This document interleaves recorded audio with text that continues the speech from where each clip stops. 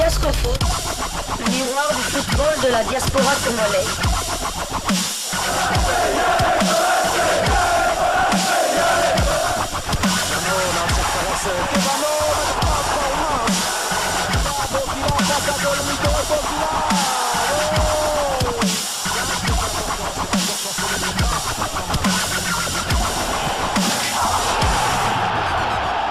Diascofoot, le miroir du football de la diaspora congolaise.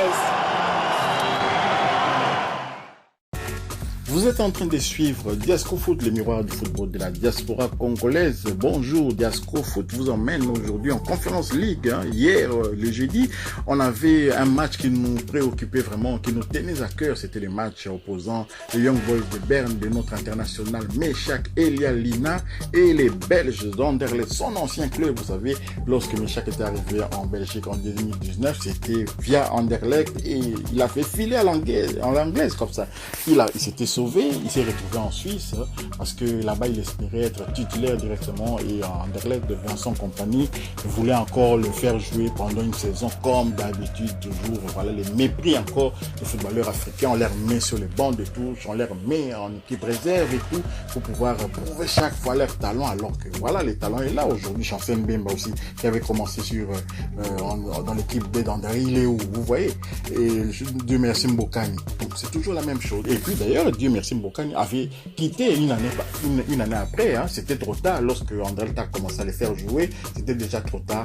Mbokani avait déjà signé avec les Standards de Liège, donc c'est ces mépris là qui avait peut-être causé du tort à Anderlecht qui avait perdu Meshak Elia. Mais sur le terrain, la réalité est autre. Donc Anderlecht s'est imposé dans la douleur 0-1 en Suisse sur le terrain du Young Boys de Berne. Mais croyez-moi, à la lecture du match, rien n'est fait. Je pense que au match retour, les Suisses seront obligés d'attaquer comme ils avaient attaqué justement au match aller. Mais la bonne organisation mauve, la bonne organisation mise en place par Félix Mazou, le coach de cette formation d'Anderlecht, a permis quand même à Anderlecht de sortir vainqueur. Ils ont eu qu'une occasion réelle et cette occasion-là, ils ont quand même pu concrétiser cela. Et donc voilà, maintenant il y a une pénalité qui fait que la formation suisse est obligée de gagner, absolument de gagner, mais gagner par un petit, je sais pas si je pourrais dire, par 2 buts d'écart. Bon, ils peuvent gagner 1-0, ça va entraîner les prolongations, même une victoire 2-1,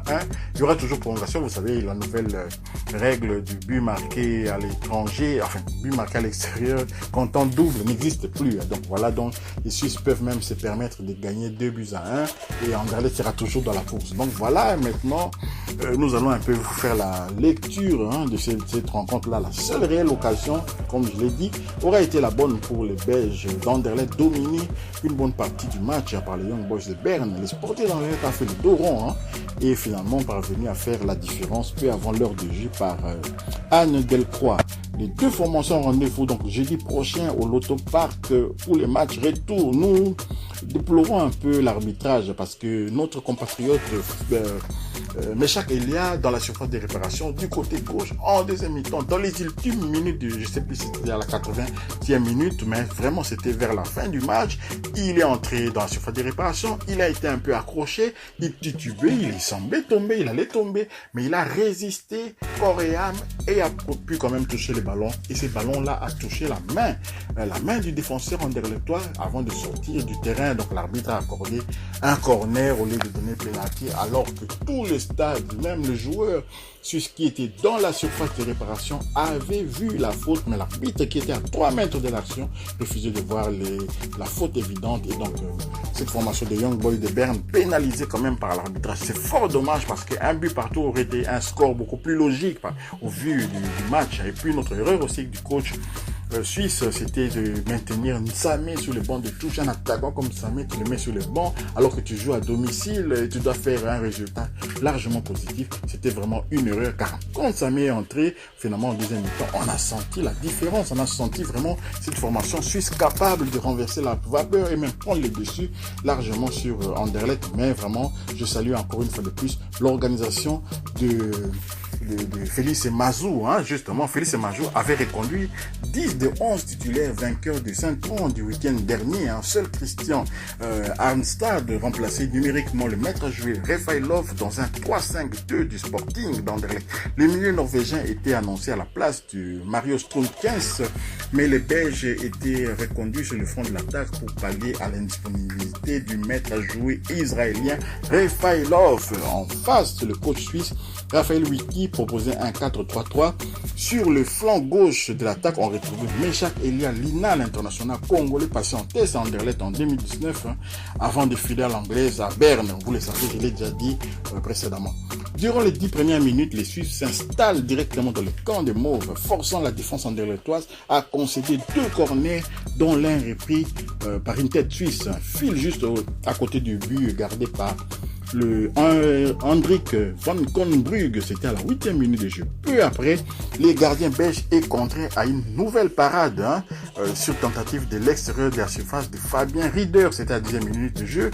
Les Mauves réagissent timidement avec un coup franc d'Adrien Trebel, l'ancien joueur du Standard de Liège, bien frappé vers la surface, mais la tête de Zeno Debast s'envole dans le ciel suisse à la 16e minute de jeu.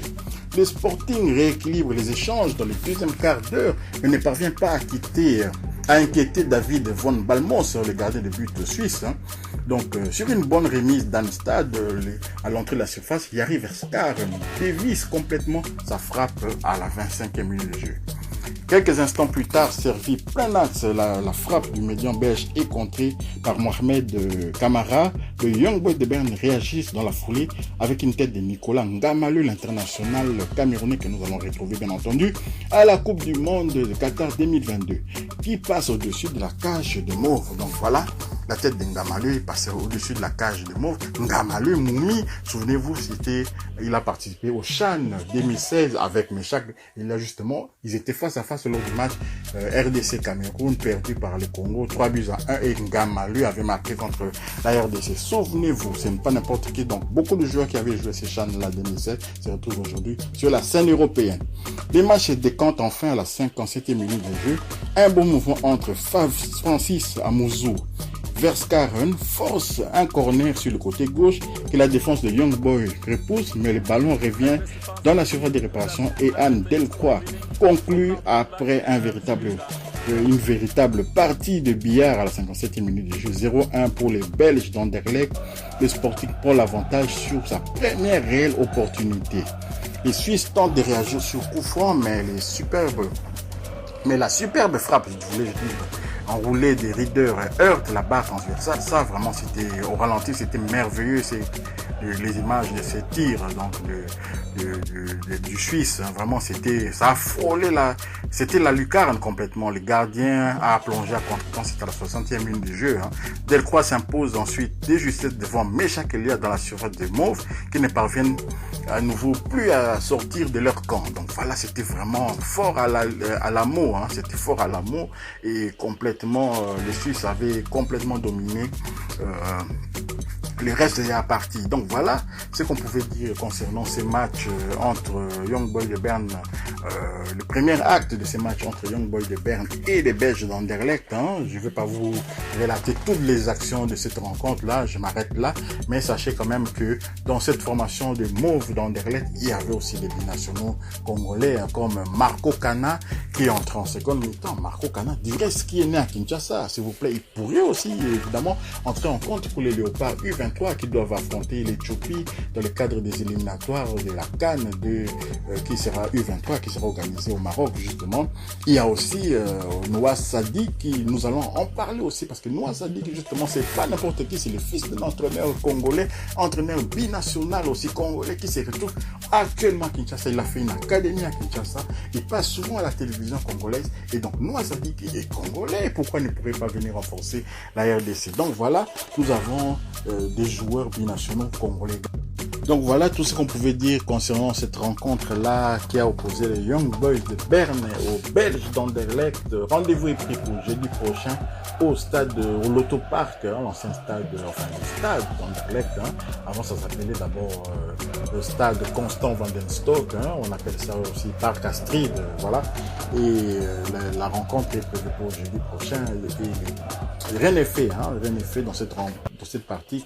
Tout comme Anderlecht a marqué contre le cours du jeu, Young Boy est capable aussi, au vu des attaques de cette formation-là, qui sera d'autre mieux, qui n'aura plus le choix que de pouvoir marquer. Donc voilà, Anderlecht doit s'attendre aussi à une opposition correcte. Et si les supporters de cette formation, de Young Boy de Berne, nous l'avons vu même contre des adversaires insignifiants, se déplacent en nombre. Donc voilà, il y aura quand même beaucoup de Suisses qui seront au stade, au Lottopark d'Anderlecht pour pouvoir pousser cette équipe de Young Boys de renverser la vapeur. Et nous souhaitons bien évidemment que notre international congolais Meshak Elia Lina puisse poursuivre sa route sur cette scène européenne. Et si cela n'arrive pas, nous allons quand même soutenir nos binationaux qui évoluent également chez les Belges d'Anderlecht, car nous, on ne sait jamais. Pour le moment, ils jouent pour la Belgique dans les équipes de la catégorie des jeunes, mais ils pourraient toujours un de ces jours se retrouver comme les autres, comme les Mpoku, se retrouver en équipe nationale de la RDC. Si vous avez aimé quand même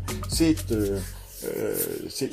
numéros de Diasco Foot concernant les matchs Young Boy Anderlecht, partagez au maximum, likez évidemment, abonnez-vous ceux qui ne sont pas encore abonnés et activez la petite cloche de notification, elle vous permettra de ne pas manquer les prochains numéros de Diasco Foot que nous allons mettre en ligne. Diasco Foot vous dit au revoir.